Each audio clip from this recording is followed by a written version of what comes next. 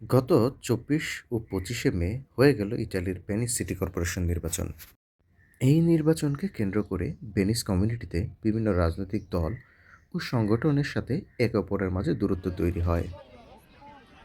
সকলের সাথে ঐক্যের লক্ষ্যে মেস্ত্রের পার্কো পিরাগেত্তেতে অনুষ্ঠিত হলো দিনব্যাপী মেলা, সঙ্গীত ও নানা দেশ হতে আগত ভেনিসে বসবাসরত বাংলাদেশি ও ইটালিয়ানদের ১৫টি সংগঠনের আয়োজনের মেলা। নানা রকম বাহারি পণ্য ও নানা দেশের খাবারের স্টলে উৎসবমুখর পরিবেশে আনন্দে মেতে ওঠে সকলে। এমন ব্যতিক্রমী আয়োজনে অংশ নেন ভেনিস প্রবাসী বাংলাদেশিরাও।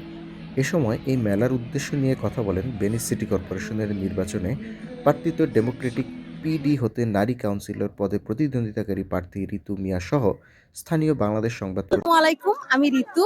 আজ আমরা আছি পার্কো পিরাগেত্তোতে। আমরা অনেক সুন্দর একটি পিকনিক করছি এবং আমাদের এখানে অনেক আপুরা ভাইয়ারা আছে, বাট আমরা শুধু কিন্তু বাঙালি কমিউনিটি না, আশেপাশে আরো অনেক অনেক মানুষ আছে এখানে। মনে হচ্ছে যে এটা একটা বাংলাদেশি মেলা না, একটা পুরো বিশ্বের একটি মেলা। খুব মজা হয়েছে। ইটালির ভেনিসে আজ আমরা একটা প্রোগ্রামে এসেছি।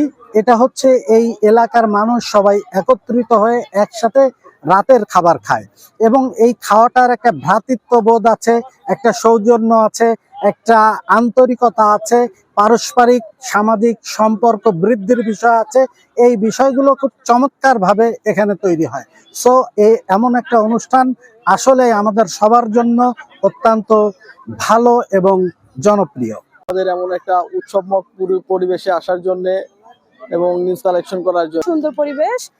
মূলত এই মেলাটা আয়োজন করার উদ্দেশ্য হচ্ছে বিদেশির মধ্যে দেশে ইতালিয়ানদের মধ্যে একটা ভালো সম্পর্ক তৈরি করার জন্য। বিভিন্ন রাজনৈতিক কারণে একটা সম্পর্ক নষ্ট পথে ছিল, তো এই জন্য আয়োজন করছে যাতে মেসরে সবাই বসবাস করে প্রবাসী যাতে ভালো সম্পর্ক থাকে।